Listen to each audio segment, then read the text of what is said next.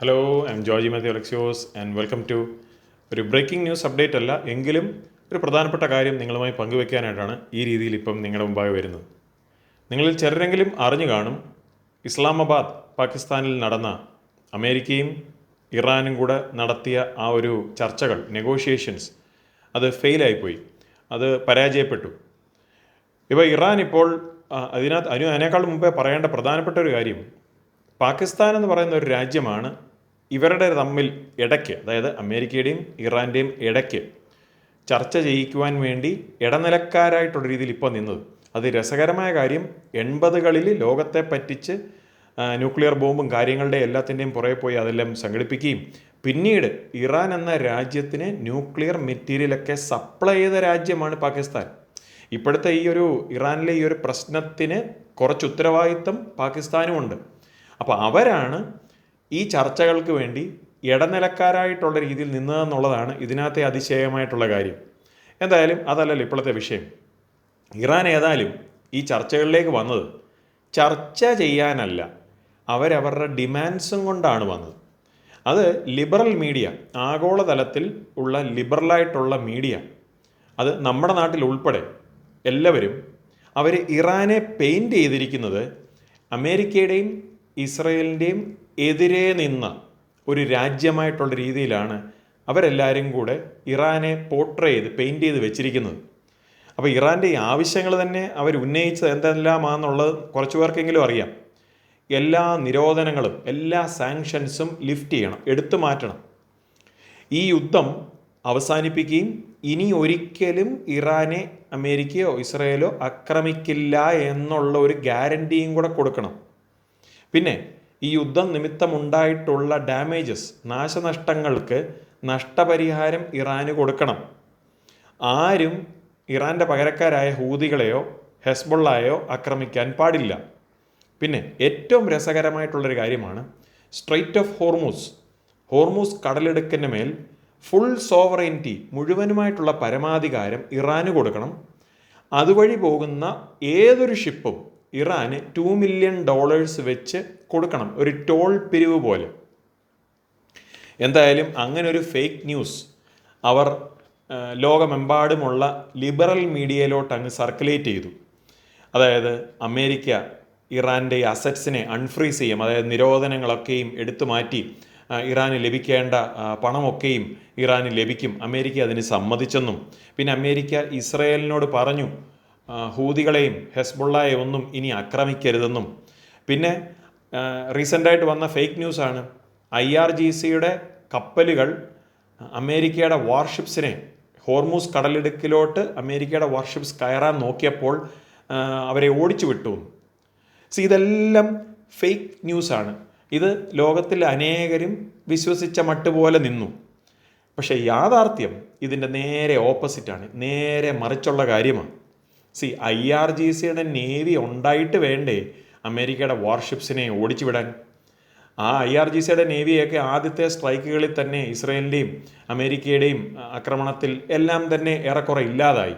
പിന്നെ എങ്ങനെയാണ് അമേരിക്കയുടെ വാർഷിപ്സിനെ ചേസ് ചെയ്യുന്നത്? പിന്നെ ഇസ്രയേൽ ഹൂതികളെയോ ഹെസ്ബുള്ളയെയോ ഒന്നും ആക്രമിക്കരുത്, പക്ഷേ അവരെല്ലാവരും ഇസ്രയേലിന് അങ്ങോട്ട് ഇങ്ങനെ റോക്കറ്റുകളും മിസൈലും അയച്ചുകൊണ്ടിരിക്കും. എന്നാലും ഇസ്രയേൽ സീസ് ഫയറിനെ മാനിച്ച് ഇസ്രയേൽ അവരെ ഒന്നും ആക്രമിക്കാൻ പാടില്ല. അതെന്തൊരു രസകരമായിട്ടുള്ളൊരു കാര്യമാണ്. പിന്നെ സ്ട്രെയ്റ്റ് ഓഫ് ഹോർമൂസ്, ഈ ഹോർമൂസ് കടലിടുക്കെന്ന് പറയുന്നത് ഇൻ്റർനാഷണൽ വാട്ടർവേ, അത് ഒരു രാജ്യത്തിൻ്റെയും സ്വത്തല്ല. ഇപ്പോൾ സൂയസ് കനാലും പനാമ കനാല് പോലെ മനുഷ്യരുണ്ടാക്കി മനുഷ്യരതിനെ മെയിൻറ്റെയിൻ ചെയ്ത് സർവീസ് ചെയ്ത് കൊണ്ടുപോകുന്ന ഒരു കാര്യമല്ല ഹോർമൂസ് കടലിടുക്ക്. അത് ദൈവം തന്നെ ഉണ്ടാക്കിയ നാച്ചുറലായിട്ടുള്ള ഒരു ലാൻഡ് ഫോർമേഷൻ, അല്ലെ ഒരു സീ ഫോർമേഷൻ എന്ന് വേണമെങ്കിൽ പറയാം. അതുകൊണ്ട് ഒരു രാജ്യത്തിൻ്റെയും പേഴ്സണൽ പ്രോപ്പർട്ടി അല്ല അത്. ഈ ഗൾഫ് സുന്നി അറബ് രാജ്യങ്ങൾ പോലും പറഞ്ഞ ഒരു കാര്യമാണ്. അത് ആർക്കും അതിൻ്റെ മേൽ ഉള്ള ടോട്ടൽ കൺട്രോൾ ഇല്ല. അതൊരു ഫ്രീ പാസേജ്, ആർക്കും അതുവഴി ഫ്രീ ആയിട്ട് പോകാവുന്ന രീതിയിൽ തന്നെ നിലനിർത്തണമെന്ന്.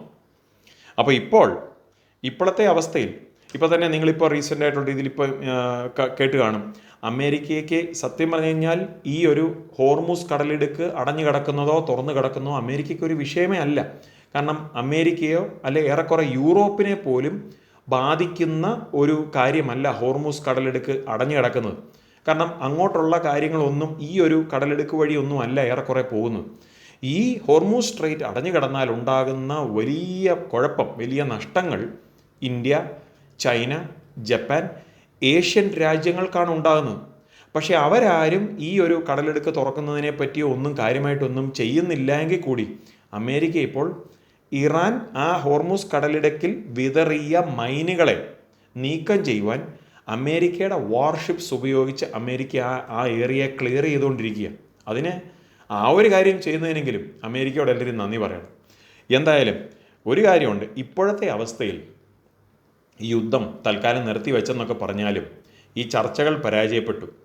ഇനി ഇറാനെ അമേരിക്കയുടെയും ഗൾഫ് സുന്നി അറബ് രാജ്യങ്ങളുടെയും പിന്നെ ഇസ്രയേലിൻ്റെയും താല്പര്യങ്ങൾക്കനുസരിച്ച് ഇറാനെ ഇനി കൊണ്ടുവരണമെങ്കിൽ ഇറാനെ കുറച്ചും കൂടെ എയർ സ്ട്രൈക്സ് അമേരിക്കയും ഇസ്രയേലും ചേർന്ന് നടത്തേണ്ടി വരും. കുറച്ചും കൂടെ അവരെ കുറച്ചും കൂടെ അവരെ ക്ഷീണിപ്പിച്ചെങ്കിൽ മാത്രമേ ചിലപ്പോൾ ഇറാൻ ഓക്കെ ഞങ്ങൾ ഇനിയും ചില കാര്യങ്ങൾ സമ്മതിക്കാം എന്നും പറഞ്ഞ് മുന്നോട്ട് വരാൻ സാധ്യതയുള്ളൂ. എന്തായാലും നമുക്കറിയാം, ഞാനിത് നിങ്ങളുമായി പങ്കുവയ്ക്കുന്നത് നമ്മുടെ PT ഫാമിലിയിലുള്ളവരോട് ഷെയർ ചെയ്യുന്നത് ഈ ന്യൂസിനേക്കാൾ ഉപരിയായി നമുക്ക് ബൈബിൾ പരമായിട്ടുള്ള രീതിയിൽ ഈ കാര്യങ്ങളെ ഒന്ന് കാണണം. അതാണ് നമ്മുടെ പ്രധാനപ്പെട്ട വിഷയം. ബൈ ദ വേ, ഈ കാര്യങ്ങളൊക്കെ തന്നെ നമ്മുടെ ടെലഗ്രാം ചാനൽ ഫോളോ ചെയ്യുന്നുണ്ടെങ്കിൽ നിങ്ങൾക്കറിയാം, നമ്മുടെ ടെലഗ്രാം ചാനലിൽ ഞാൻ പിക്ചേഴ്സും വീഡിയോസും ക്ലിപ്സും എല്ലാം തന്നെ ഞാൻ പങ്കുവയ്ക്കുന്നതാണ്. അതുകൊണ്ട് തന്നെ ടെലഗ്രാം ചാനൽ നിങ്ങൾ ജോയിൻ ചെയ്യണം. ടെലഗ്രാം ചാനലിലെ ലിങ്ക് ഏതായാലും ഞാൻ താഴെ ഡിസ്ക്രിപ്ഷനിൽ കൊടുത്തേക്കാം. അപ്പോൾ ഈ ഇറാൻ എന്ന് പറഞ്ഞ രാജ്യം ഇതിനു മുമ്പ് ഞാൻ പറഞ്ഞിട്ടുള്ളതാണ്, വലുതായിട്ടുള്ള രീതിയിൽ തന്നെ വീക്കെൻഡ് ആവാം, ക്ഷീണിച്ചു പോകാം. അങ്ങനെ അവർക്ക് ഇസ്രയേലിനെതിരെ കടന്നു വരാൻ പറ്റാത്ത വിധത്തിൽ എന്നിട്ടാണ് നമ്മൾ യെഹെസ്കേൽ 38 കാണുന്ന ആ ഗോഗ് മാഗോഗ് അധിനിവേശത്തിൽ റഷ്യയോടൊപ്പവും ടർക്കിയോടൊപ്പവും എല്ലാം ചേർന്ന് ഇറാൻ കടന്നു വരുന്നതും ഇസ്രയേലിനെ ഇല്ലാതാക്കാൻ വരുന്നതും അങ്ങനെ ഇസ്രയേലിൻ്റെ മലകളിൽ വെച്ച് ആ ഗോഗ് മാഗോഗ് ശക്തികളെ ദൈവമായിട്ടുള്ള രീതിയിൽ ഇല്ലാതാക്കുന്നതുമല്ല. അപ്പോൾ ആ ഒരു രീതിയിലേക്കൊക്കെയുള്ള രീതിയിൽ ഫാസ്റ്റായിട്ട് കാര്യങ്ങൾ നീങ്ങി വരികയാണ്. അതല്ല എങ്കിൽ ഇപ്പോൾ മുഴുവനുമായിട്ടുള്ള അവിടുത്തെ ഭരണകൂടം, ഇറാൻ്റെ ഭരണകൂടം മാറിയാൽ തന്നെ പിന്നീടും ഇസ്രയേലിനെ വെറുക്കുന്ന ഒരു ഭരണകൂടം വരികയും ഈ പറഞ്ഞതുപോലെ റഷ്യയും ടർക്കിയോടൊപ്പം എല്ലാം ചേർന്ന് ഇസ്രയേലിനെ ഇല്ലാതാക്കുവാനായിട്ടുള്ള രീതിയിൽ വരുന്നൊരു സമയം വരും. ഇറാൻ ഇപ്പോൾ നോക്കുന്നത് എങ്ങനെയെങ്കിലും മുന്നോട്ട് ചില കള്ളങ്ങളൊക്കെ പറഞ്ഞും, കാരണം അവർ തക്കിയ എന്ന് പറയുന്ന പ്രിൻസിപ്പിൾ ഫോളോ ചെയ്യുന്നവരല്ലേ. അപ്പോൾ കള്ളങ്ങളെല്ലാം പറഞ്ഞ് ഇങ്ങനെ മുന്നോട്ട് ഇങ്ങനെ കൊണ്ടുപോയി എങ്ങനെയെങ്കിലും ട്രംപിൻ്റെ പ്രസിഡൻസി ടേം തീർക്കണം. അതിനുശേഷം ഇറാൻ അടുത്ത ഒരു രീതിയിൽ ഈ റഷ്യയും ടർക്കിയോടൊപ്പം എല്ലാം ചേർന്ന് ഇസ്രയേലിനെ ആക്രമിക്കുവാൻ പരുവത്തിനുള്ള വിധത്തിലേക്ക് വരാം. എന്തായാലും പ്രിയമുള്ളവരെ, സമയം ഇനി അധികം ഇല്ല.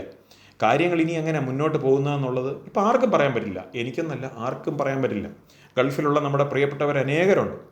എല്ലാവരുടെയും ജീവിതങ്ങൾ അഫക്റ്റഡ് ആയിട്ടിരിക്കുകയാണ്. വേൾഡ് എക്കോണമി തന്നെ, ഇപ്പോൾ ഗൾഫിലുള്ളവർ മാത്രമല്ല, ഗ്ലോബൽ എക്കോണമി തന്നെ സീരിയസ്ലി അഫക്റ്റഡ് ആയിരിക്കുകയാണ്. എന്തായാലും ഇതിൻ്റെ ഒരു സമ്മറിയായിട്ട് നമ്മൾ നോക്കുകയാണെങ്കിൽ സമയമൊന്നും ഇനി അധികം ഇല്ല. കർത്താവിൻ്റെ വരവൊക്കെ ഏറ്റവും അടുത്തു.